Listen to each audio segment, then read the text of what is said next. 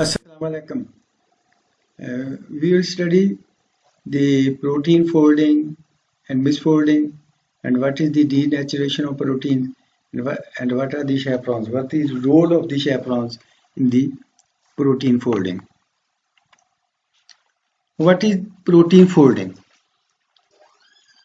It is the physical process by which a polypeptide folds into its characteristic and functional three-dimensional structure from a random coil. As you know that polypeptide proteins are made up of the polypeptide chains and these are in the random form. You have studied the primary, secondary and tertiary structures of the proteins. But when they will go into the form, when they become the functional and the three dimension, it is called the protein folding. From its from its native side to the functional one. Each protein exists as an unfolded polypeptide or a random coil, and when translated from a sequence of messenger RNA to a linear chain of amino acids. You know the DNA, then the messenger RNA, then the proteins are transcribed, translation, transcription. Protein folding is the process by which protein structure assumes its functional shape or conformational. Protein folding is a process by which protein structure assumes its functional shape or conformation. All the protein molecules are heterogeneous unbranched chains of amino acids. As you know, the proteins are heterogeneous unbranched chains of amino acids. They are called the polypeptides. And by coiling and folding into a specific three-dimensional shape, they are able to perform their biological function for which they are designed. Folding is a complex process and sometimes can result into the misfolding of the proteins. These proteins are tagged and degraded within the cells.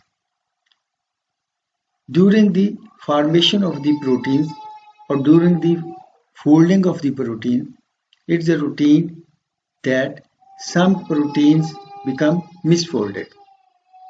And these proteins are tagged and degraded, but normally these proteins are degraded within the cells. But sometimes they are not removed properly and then accumulate inside the body. And this occurs particularly in old age. And it can cause the diseases.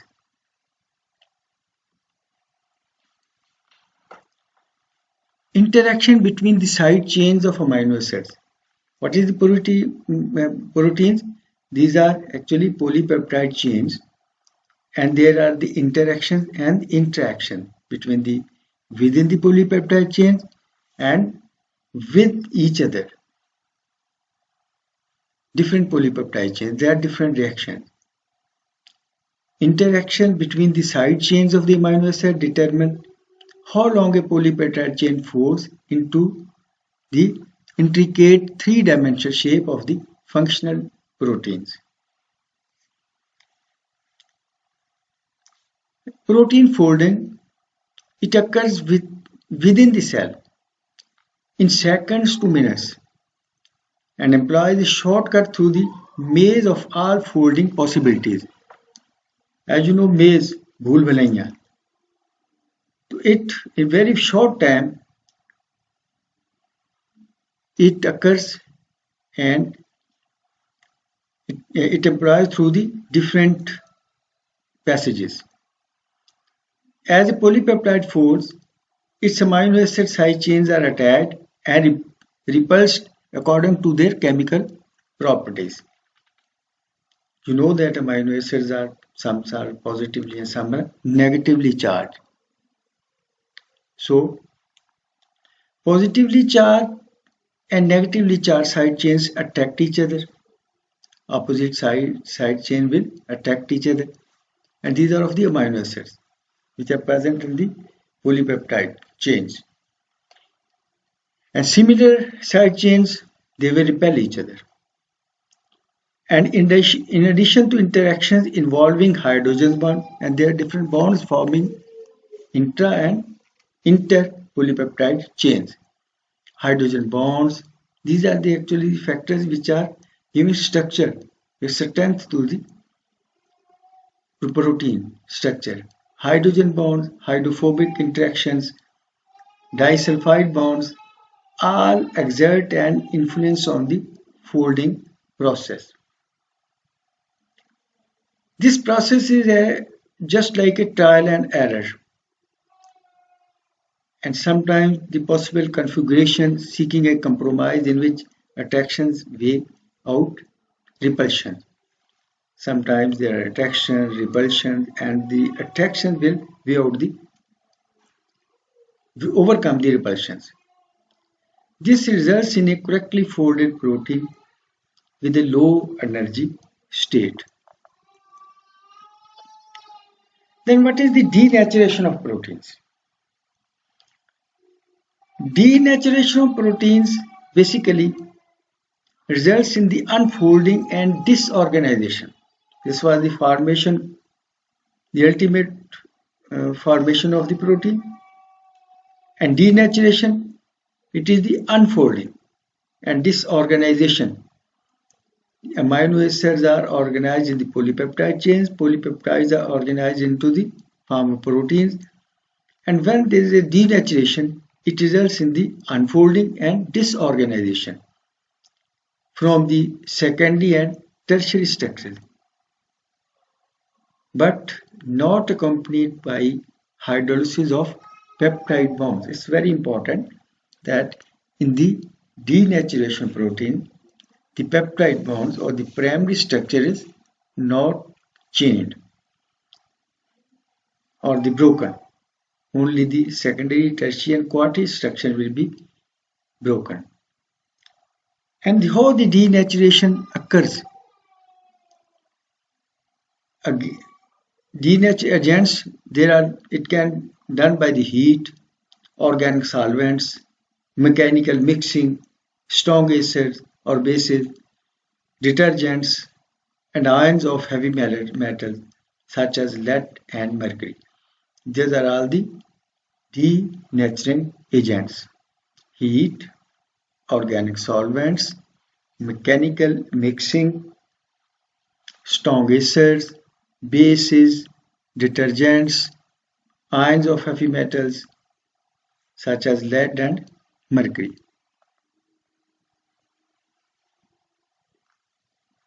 Denaturation may, under ideal conditions, be reversible. Denaturation sometimes it is reversible and most of the time it is irreversible. Reversible means in which case the protein refolds into its original native structures when the denaturing agent is removed. But the most of the proteins, once denatured, remain permanently disordered. Denatured proteins are often insoluble and therefore precipitate from solutions.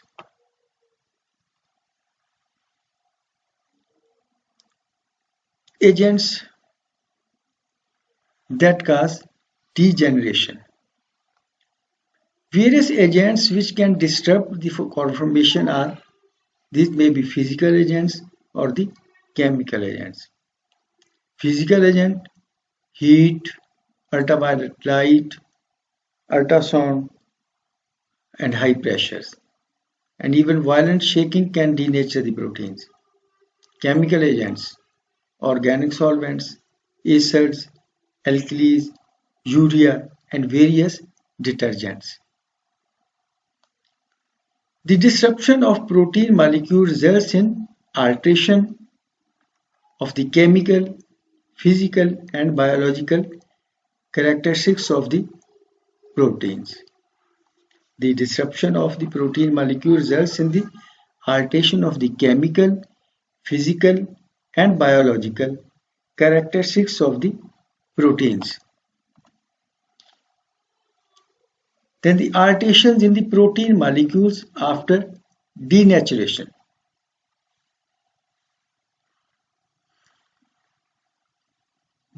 Greatly decrease solubility. They decrease the solubility, especially at isoelectric pH of the protein. Maximum precipitation as flocculose occurs at isoelectric pH of the protein. Many chemical groups which rather inactive become exposed, which were firstly inactive, they become exposed. For example, sulfhydryl group. Denaturation can be reversible, which is done by the chemical alterations. Then the physical alterations. It confirms the increased viscosity of the solution. Rate of diffusion of the protein molecules decreases. Viscosity will increase and the rate of diffusion of the protein molecules will decrease in the physical alteration. Then the biological alterations. The biological alteration increased digestibility by proteolytic enzymes, as it is done in our digestion. We are taking protein as a diet, and there are certain proteolytic enzymes which work, and they become in these proteins in such a way that they become the indigestible proteins become the digestible. In the case of certain denatured proteins, denaturation destroys enzymes and hormonal activity. And after denaturation, the enzyme and hormonal activity will be over. Biological becomes inactive. Reversibility and irreversibility of denatured proteins. As we know that some denaturation is reversible and sometimes it is irreversible. Now we will see where these can be reversed. What is the reversibility? The example of reversibility or controlled degeneration. The reversibility or controlled degeneration is shown by the treatment of protein ribonuclease with urea. When you treat the ribonuclease with urea and beta mercaptoethanol, when the disulfide bridges are broken and polypeptide chain uncoils. Denaturation, protein ribonuclease, we will treat it with the urea and beta mercaptoethanol, and in this process disulfide bridges will be broken and polypeptide chain will uncoil. On slow reoxidation of the denatured protein without urea, the protein is converted into its original native protein with original tertiary structure. It can be reversible by the reoxidation of the denatured proteins without urea. The protein is converted to its original native protein. Then the irreversibility. An example of irreversibility or uncoiled denaturation occurs in the daily life boiling of egg,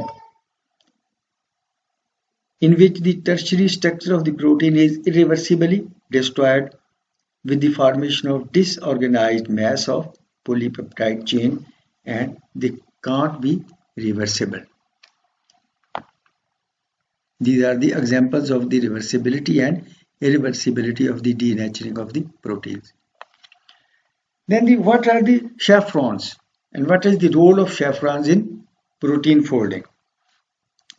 Basically, chaperones are a group of proteins Chaperones are a group of proteins that have functional similarity and assist in protein folding.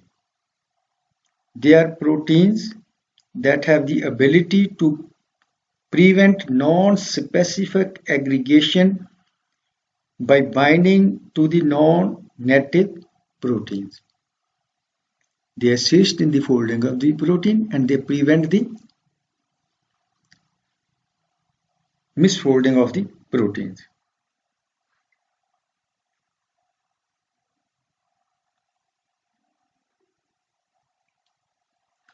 It's generally accepted that the information needed for correct protein folding is contained in the primary structure of the polypeptide. That what should be the outcome of the protein, it is being written in the primary structure. It is contained in the primary structure of the polypeptide. But on this way, it's very difficult why most of the proteins when denatured do not resume their native conformation under favorable environmental condition.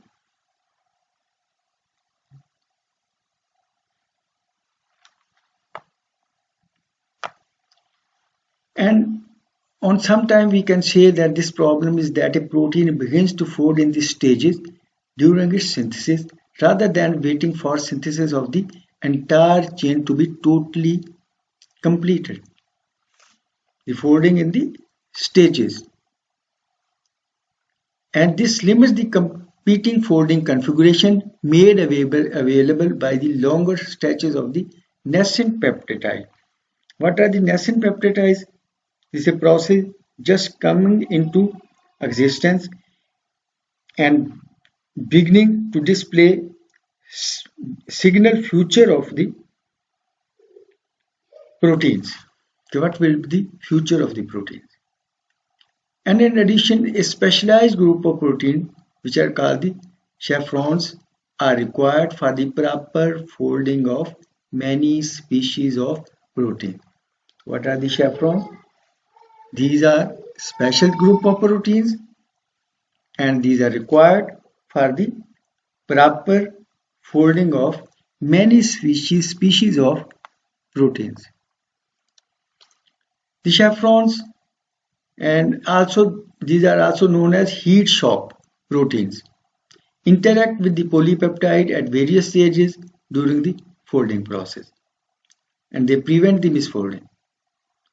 Some chaperones are important and keep the protein unfolded until its synthesis is finished or act as a catalyst by increasing the rates of the final stages in the folding process. Other protect proteins as they fold so that their vulnerable exposed regions do not become tangled in the unproductive encounter. These are two ways. In this way, these are preventing the misfolding chaperones. How the chaperones prevent the misfolding of the proteins.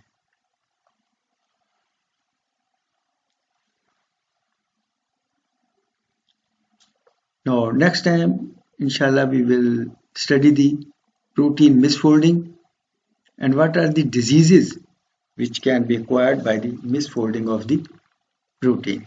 Thank you very much.